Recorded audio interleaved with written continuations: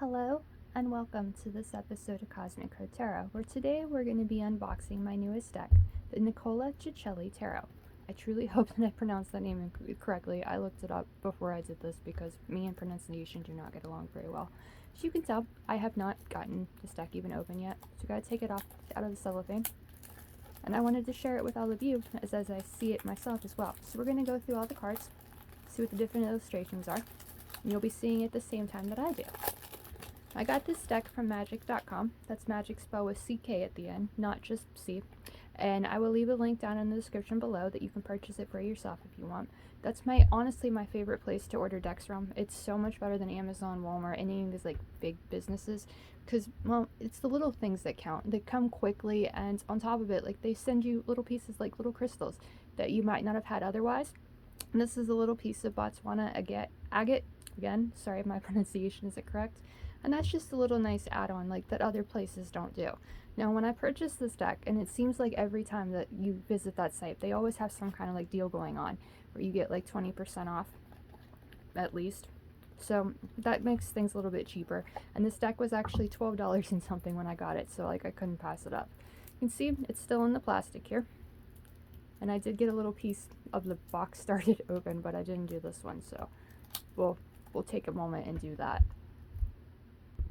Okay, deck is out of the plastic, and you can see here we have the little guidebook that comes with it. It's got different languages and everything, and just a little bit of information about every one of the cards. We have the little card from the Scarabo, as well as on the other side, the title card. Because in the molds, there's enough to make 80 cards, so you always get a few extras. Some of them actually share extra cards, like the Mystical Medleys has Happy Squirrel and Sad Squirrel, which I absolutely love. And there's other decks that give you extras too, but a lot of times it's like just the title card like you see here.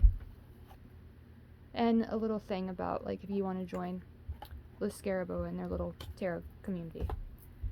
But we're not really here to look at those cards. We're here to look at these. We're going to start like this, and I'm just going to hold them like this and look at them as you look at them. So we have the Fool and the Magician. You can see there's not actually any names on these cards, so this definitely seems like it's not a deck for beginners. But you know, that's why you like start with the Rider-Waite-Smith, and you kind of learn about them, and then you can use these decks to kind of like grow that information. So the High Priestess is number 2, Empress is 3, Emperor is 4, Hierophant is 5, Lovers, and I love this Lovers. I've actually been looking for a deck that has the Lovers depicted as one person and not two, so this one definitely stands out to me because it's just one person. And if you've read my messages before, and plus like my favorite quote of all time is from RuPaul, and it's, if you can't love yourself, how the hell are you going to love somebody else or expect someone else to love you? So that kind of shares that message of love yourself first, and then other love will come. Then we have the Chariot as 7, Strength as 8, although it's not actually said in here, so I'm curious to see what 11 is, because 8 might be Strength, 8 might be Justice. 9 is the Hermit, 10, Wheel of Fortune, there's 11, and I kind of feel like, yeah, let's get back to that 8, yeah, this one I feel is more Justice, and this one seems more Strength to me, you know, like strength to fight those inner demons and like take them down and really feel in control. We have 12 for the Hangman, 13 is Death, 14 Temperance, 15 the Devil, 16 the Tower, 17 the Star, 18 the Moon, 19 the Sun, 20 is Judgment, and 21 is the World.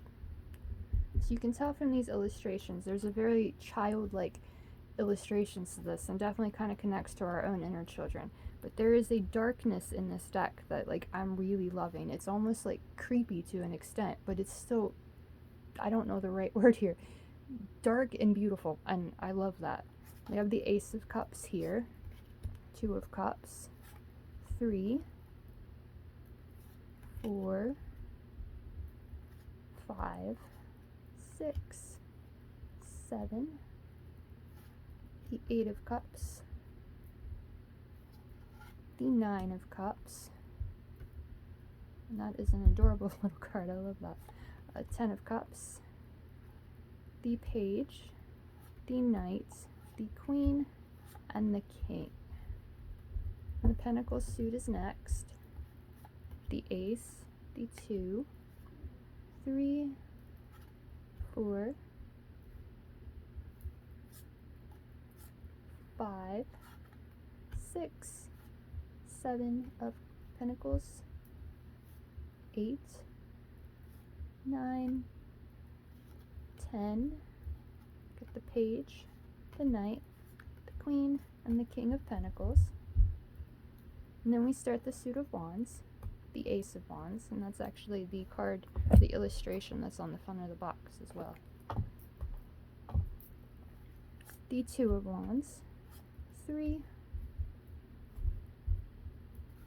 4, 5, 6 of Wands, 7, 8, 9, 10, the Page of Wands, the Knight of Wands, the Queen of Wands, and the King of Wands. Then the Sword Suit with the Ace of Swords, the 2 of Swords, 3, 4, 5, 6, 7, 8, 9, 10, and the Page, Knight, Queen, and King. So that's a look at the deck as a whole, like all the different illustrations. You can see they're all very similar, and like I said at the beginning, this most likely is not a deck for beginners. There are no words when it comes to what the actual cards are, but you have like the suit up here, Suit of Swords, and then down here you have the different little illustrations, you know, showing the King, and down here you have the Queen, and the Knight shows a little horse, you know, soldiers, and the Page is almost like a little knight hat as well. And then down here you have the numbers, and it's the same with the Major Arcana. You have just the numbers down there and up the top. So if you've been reading for a while, I feel like this deck would work well with you. It does give a lot more insight that you might not have gotten with other decks, but definitely if you pick this up and this is like your first deck, it's probably going to be a little more difficult to read. Here's the illustrations on the back. You can see they're very easily to, you can't tell the difference between them, and you know, upright or reversed, it's going to be the same look on the back, so you won't know the difference.